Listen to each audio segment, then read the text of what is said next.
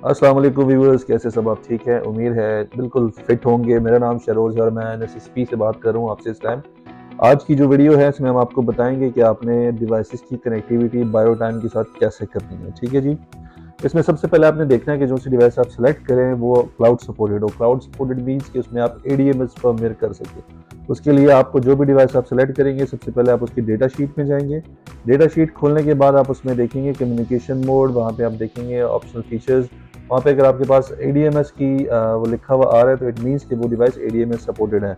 फिर आप हमें बताएंगे तो हम आपके लिए एडीएमएस उसमें अपडेट करेंगे, उसमें एक्टिव करेंगे, तो फिर आप उसकी कनेक्टिविटी कर सकते हैं। जैसे कि कोई सॉफ्टवेयर है बायो टाइम, रिसेंटली लॉन्च हुआ है बायो टाइम 9.0। उस पर हमारी एक वीडियो है, प्लीज देखना लाजमी देखिएगा इस वीडियो से दोबारा।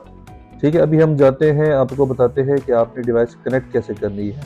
सबसे पहले आप करेंगे दो चीज़ें आप निकालेंगे अपने सिस्टम से। नंबर वन, आपने निकालना है सर्वर एड्रेस। नंबर टू, आपने निकालनी है सर्वर पोर्ट। ये दो चीज़ें जब आपके पास होंगी तो आप उसको प्लग करेंगे डिवाइस के अंदर, आप उसको फीड करेंगे और उसके बाद जो है डिवाइस आपकी यहाँ पे पिंग होगी। ठीक है, उसके लिए सबसे पहले आपने करना है सिलेक्शन करनी है अपने नेटवर्क की कि आया ये लैन नेटवर्क है या वैन है। अगर लैन नेटवर्क है तो फिर तो बहुत ही ईजी है। अगर वैन नेटवर्क है तो फिर आपने पोर्ट फॉरवर्डिंग टेक्निक यूज़ करनी है, क्योंकि आपने वहाँ पे स्टैटिक आईपी देनी होगी अपने सर्वर की। आप सर्वर को अपने स्टैटिक आईपी पे रखना है और डिवाइस को अपने लैन नेटवर्क या जोन से भी इंटरनेट कनेक्टिविटी है वो आपने देनी है, डीएचसीपी ऑन रखना है, तब जाके वो आपसे रिमोटली वैन नेटवर्क पे कनेक्ट होगी। अभी हम जब कनेक्टिविटी की प्रैक्टिस करने जा रहे हैं वो है लैन नेटवर्क पे। मैं आपको बताता हूँ कि आपने लैन नेटवर्क पे इसको कनेक्ट कैसे करना है। जैसे मैंने आपको बताया कि दो चीज़ें हम निकालेंगे इससे, एक आपने निकालना है सर्वर एड्रेस, दूसरा निकालना है आपने सर्वर पोर्ट। ठीक है जी, मेक श्योर करें कि आपका सिस्टम जो है इस पर फायरवॉल हो, ऑफ हो, क्योंकि आपने पीछे एक्सेप्शन अगर दी है तो वेल एंड गुड, नहीं दी तो आपने इस पे सर्वर पे अपना फायरवॉल ऑफ रखना है। ठीक है जी। अब आप आए सिस्टम की तरफ, मैं आपको बताता हूँ कि कैसे आपने जो है सिस्टम से डेटा लेना है और वो डिवाइस के अंदर फीड करना है। अगर आप डिवाइस कनेक्ट कर रहे हैं वाईफाई के थ्रू, ठीक है, तो आपने करना ये है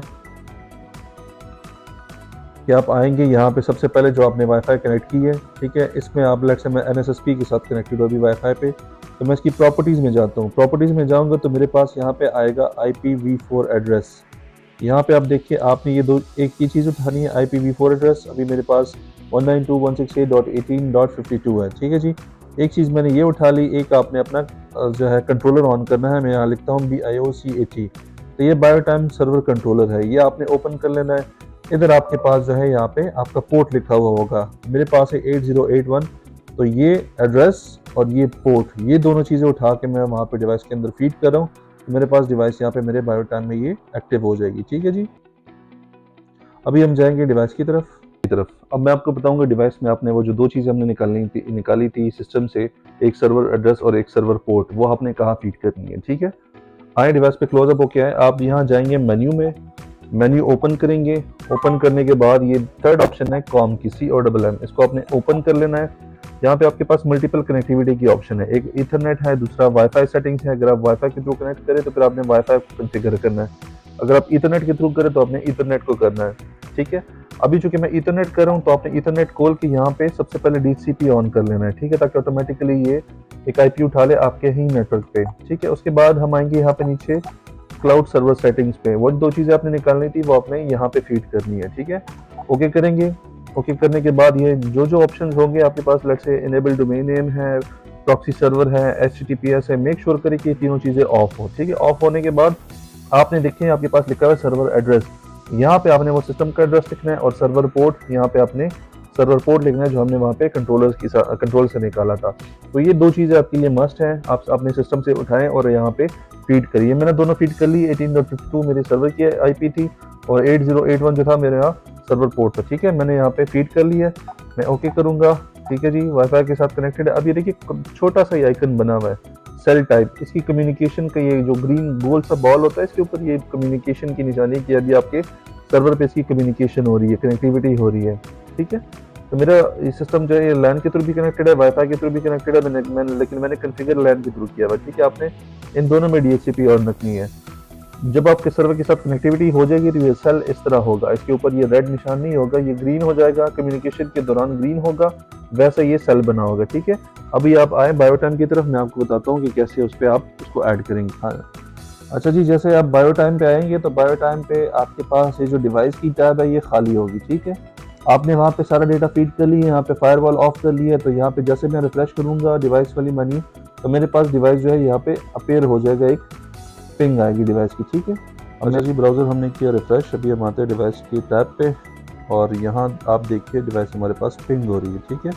स्टेट इसका येलो है क्योंकि इसमें हमने कुछ सेटिंग्स करनी है, सेटिंग्स करने के बाद ये ऑटोमेटिकली ग्रीन स्टेट में चली जाएगी। मेक श्योर कि जब भी आप डिवाइस कनेक्ट करें तो आपने मैनुअली ऐड नहीं करना, ऑटो ऐड पे आपने लेके आना, ठीक है जी। मैं यहाँ पे डिवाइस चेक करता हूँ, इसको एडिट करता हूँ, लेकिन एडिट करने से पहले मैं डिफाइन करता हूँ एक न्यू एरिया, क्योंकि न्यू एरिया मैं डिफाइन करूँगा और उसी एरिया में ये यूज़र भी और डिवाइस भी ऐड करूँगा, तो उसमें डिवाइस में वो यूज़र सिंक्रोनाइज हो जाएगा, ठीक है।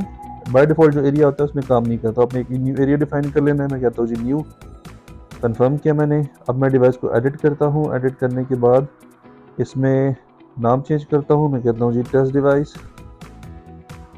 ठीक है जी।